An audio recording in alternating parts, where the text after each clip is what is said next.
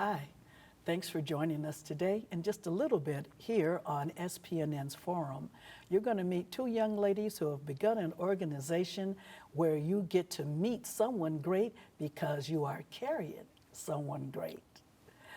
Learn more about that in just a minute, and you'll learn more about the word doula. See you in a bit.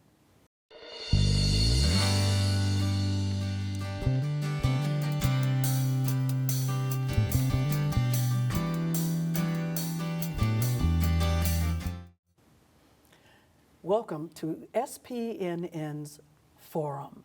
I'm Jackie Maddix, and today I'll be joined by two young ladies who have begun an organization that's a wonderful organization for new moms and new dads. The organization is called You're Carrying Someone Great, and today we're going to learn something about a doula. What's a doula, and how does that relate to being a midwife? We're going to meet Leone Dillard, and we're going to meet Octavia Treadway, who likes to be called Tav. Welcome to Forum. Hi, Tav, how are you? Hi, I'm good, Jackie. How are you? I'm good. So your first name is Octavia, but you prefer Tav, correct? I do, yes. And why is that? My name has had a couple iterations as I've grown up to figure out who I am. And in this stage, I've landed on Tav. Very good, very good. So according to the paperwork I read, you're an unofficial doula. Well, I had been an unofficial doula for most of my life, Yes. Being in delivery rooms with friends and cousins and girlfriends and all the things. And then after I left my job at corporate America and was trying to figure out what I wanted to do in my life, focused on impact, the two things that were really important to me were women and children. And so becoming a doula became the natural next step in my journey. And the young lady that you have brought with you today, her name is Leone Dillard. And thank you. And I love staring at your earrings because it's the shape of Africa, Yes, which kind of goes along with your name, Yes, Leone Dillard. Yes. So was that intentional? Your parents named you that on purpose? Yes. Well, when I was younger, I heard this story about my mom and choosing my name, and it came from my godmother. Originally, it was supposed to be Brandy Alexander, which I'm so glad she didn't. But I love my name. I tell people all the time just because it is Sierra Leone, and I'm proud of that. Very good. And you're also proud of being a doula. Absolutely. Am I saying the name correct? Yes. Doula. Yes. Tell us something about that. What actually, in relation to midwife, because in our Western world, we think of the word midwives more than we do doula.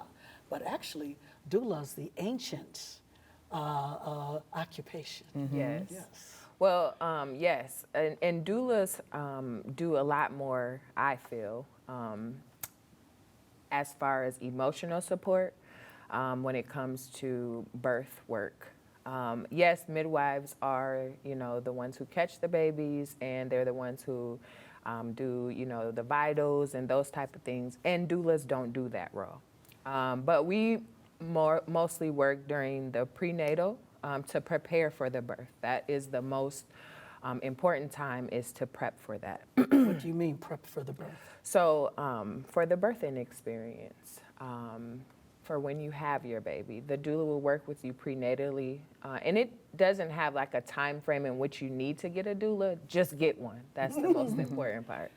But I don't know, I think I need more of an explanation.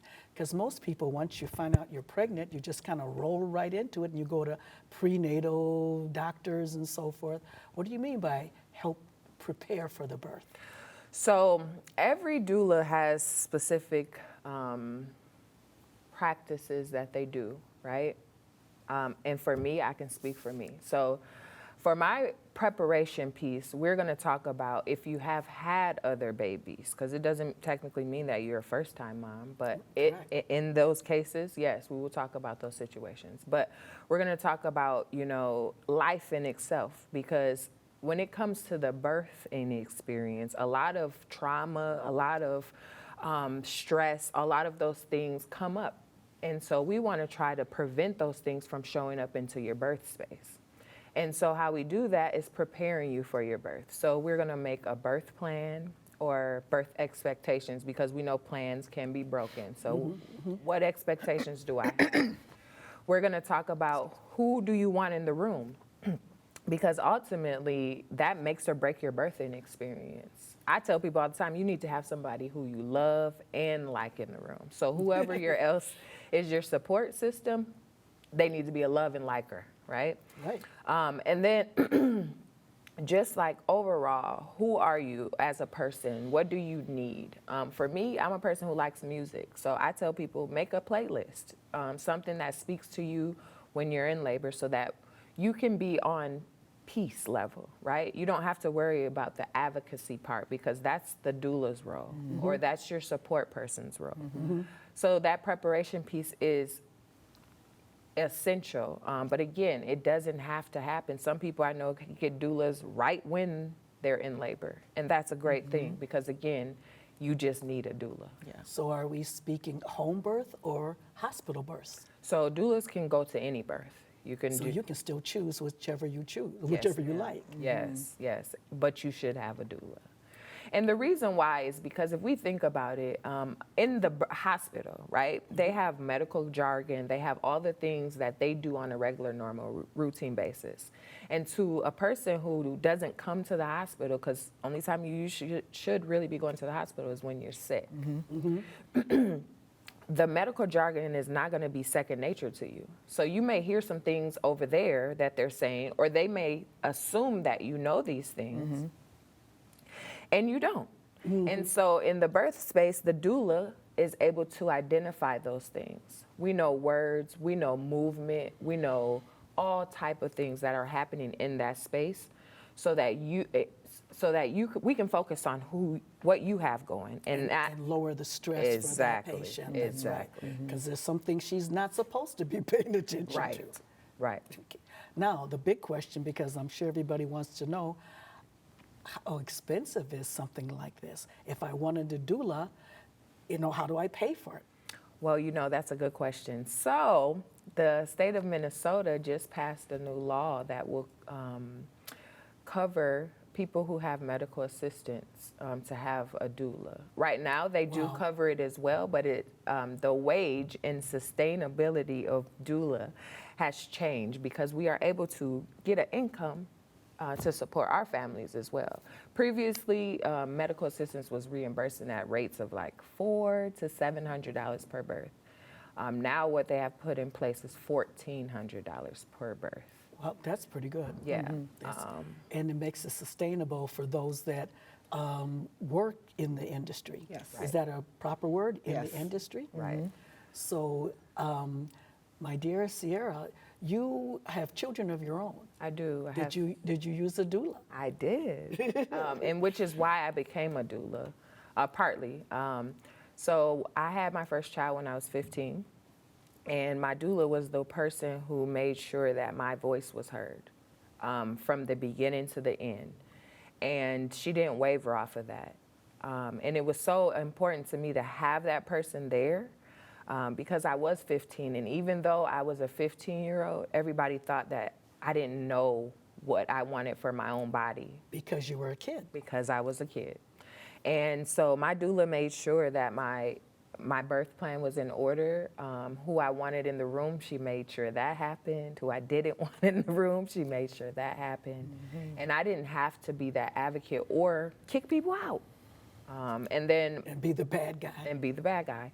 And then for my 5th and 6th child, I also had doula. You have 6 children. I have 6 The children. experience must have been that fun for you. Yes. That much. Yes. Well, that's a good thing. And let me ask Tav, do you have children? I do. I have 3 boys. We have 3 boys. Did you have a doula? I did not. Uh-oh, we have 2 separate experiences We here. do. I'm learning today too. Yes, I did not have a doula. I had my first son when I was 17, and it was a very hard experience. Was it hard because of the absence of a doula? No, it was, well, I guess maybe the answer to that question is yes, because had I had an advocate in the room who was there for me and who was focused on my needs, and mostly emotional, I would have had a very different experience. And so, but the experience that I had with all three of my sons and the support that I had in the room led me to, like, this, something here should have been different. Having a baby is the only place where we put a non-professional person in the room with someone as their partner and expect them to support them through this experience. When someone goes for surgery, your husband doesn't even get to go in the room. Your family members don't even get to go in the room. Correct. But when you go into the hospital to have a baby, your partner is expected to help you through that process. And Whether they want to or not. whether they want to or not. And they don't always have the experience. And they're also having an experience that is their own, that has nothing to do with you having a baby, the person who's having the baby. And so a doula comes in to fill all of those gaps. Yeah. So you've been an unofficial doula yourself for many years. Did that precede you having babies, or did your experience having children sort of prep you to become a doula? It was all throughout, actually. Okay. I have been there to support other women because I didn't have that level of support in my births. Okay. And so I did that from the time I had my son, until about 5 years ago, when I left my corporate America job to find my purpose. And then that was when I started to train as a doula. So I am an official doula. I have gone through the training. And then it just felt like there was more that I could be doing based on the experiences that I started having with women in the delivery room. Because having my child at 17 and being a child myself, there is a split-second change that happens in your life when that baby is born that is so heavy.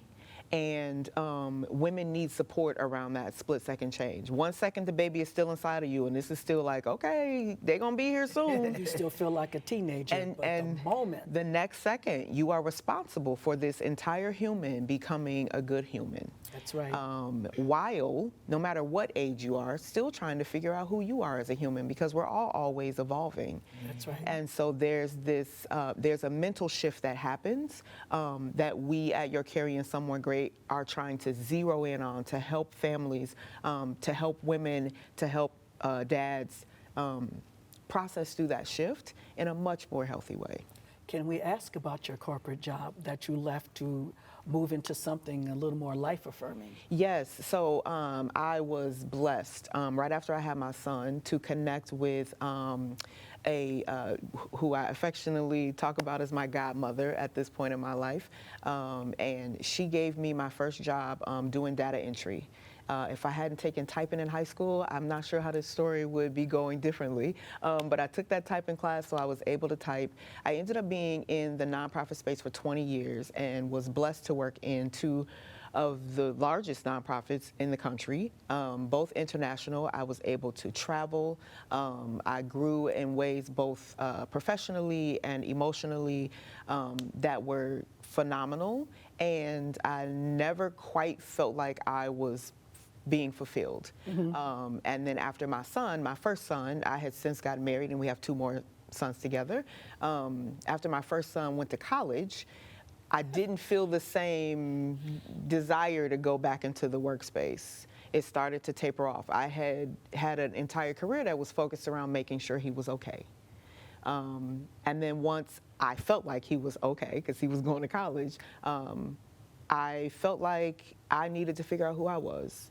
I felt God pulling me into a space where there was more for me to do, and it wasn't behind that desk.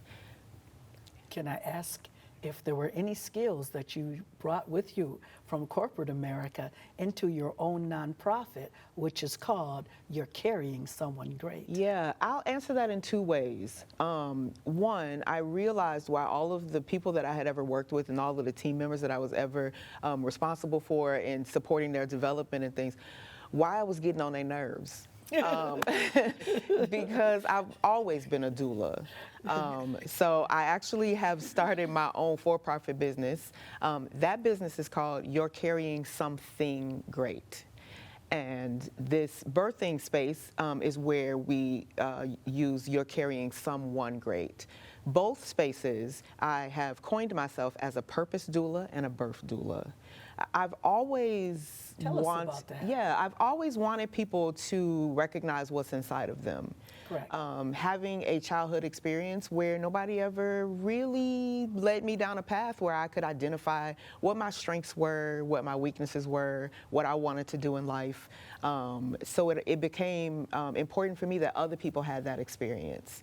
And so what I do at You're Carrying Something Great is I help small businesses and nonprofits develop the vision that's inside of them from an operational perspective. So I took the experience that I gained in corporate America, and I have brought it into a space where these small businesses and nonprofits, I help them operationalize their businesses so that they can be sustainable. Especially in our community, our businesses are not sustainable. We're not getting the funding that we need. We aren't always educated on even how to get that funding or how to create programs that allow that funding to come in more seamlessly. Correct.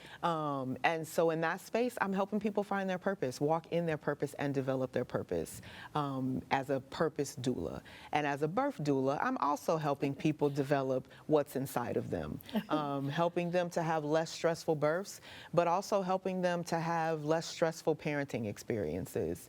The parenting experience is so monumental. It's the best thing that I've ever done.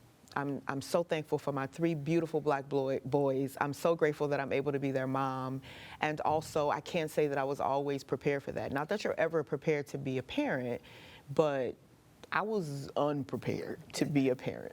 Well, let's talk about that, because not only does this organization, you're carrying someone great, not only does it address the needs of the mom, but you address the needs of the dads as well. Yes. Talk some more about that, Sierra. So we have a program called Dedication, which is purposefully and intentful. Say it again. Dedication. Instead of dedication, it is Dedication. right on. And purposefully and intentfully surrounded around what does it look like to be a good father, right? And the importance of supporting your partner in parenting, Right. and unlearning those behaviors that aren't useful anymore. Oh, that's a good way to put that. Yeah, you know, we're in 2023. Yes, ma'am. And I think a lot of what we as a community go off of is old times. Yes. And now that we live in times of what are we doing today? We're in front of the camera. Technological times. Yes. Yes. And it's gonna change and evolve even more. And so how do we change our community? We start by doing things like dedication. And that is? So Get dads involved. Yeah. Yes. So does that start with dads being in the birthing room? we always want dads in the birthing room. Of course, again, if you love and like them. Yes. Well, it's important. Absolutely. Let's say it. Well, you know, I'm not putting nothing down. You know, I'm not saying dads shouldn't, but there's some dads that prefer not to be there. Exactly. Yes. And because it is kind of a traumatic experience. But for the most part, dads need to see what happens to bring their baby girl or their baby boy into the world. They Yeah. do need to see that process. Yeah, dedication is important to You're Carrying Someone Great because we want to stress the value of fatherhood. Right. And in my own story, there was no value to fatherhood. I didn't understand the purpose of it because I didn't experience it. And after getting married and having an amazing experience with my own husband as a father, I was like, oh, This is that's what fatherhood is. This is what it's supposed to be. And my husband plays a very distinct role in my son's lives that I do not play, that I don't want to play, and I would even say that I cannot play because of what he brings to the table. Absolutely. And so, but honestly, if I'm telling the full story, this started when I had my son at 17. And still not having any value in the male relationship or the fatherhood relationship, they came in to do the hearing test on my son, and so they told his biological father to go stand in the corner, and then they told him to say something. And when he said it, my 2-day-old perked up, and I was like, oh, he knows who he is. That's so interesting. We weren't married. We didn't live in the same house together. We obviously spent time together, but there was an immediate connection to his biological father when he was born. And that set off something in me that I wanted to discover, like, what does this really mean? And so, yes, coming back to getting a better understanding of that, and then just creating value around fatherhood. There are so many things happening in this world as it relates to the way we position families and the way families look. We are very intentional about family systems as it relates to you're carrying someone great. All family systems are unique. So the way everybody does things is going to be unique, and we just want to be intentional that the father role is important in that conversation. Cherished, cherished, yes. And valued. Yes. So you're carrying someone great. Is an organization, is that the full name? If someone wanted to get involved with the organization, how would they do it? Well, we are on social media. Very good. Also, Yep, we can go to our website. Which is? It is it is someonegreathq.com.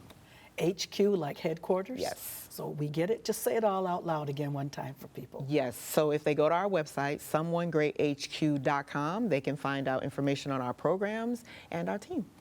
Thank you very much. And you are Octavia, Tav. Yes. Treadway. Treadway. Treadway. Yes. Treadway. And you are Sierra Leone Dillard. Yeah.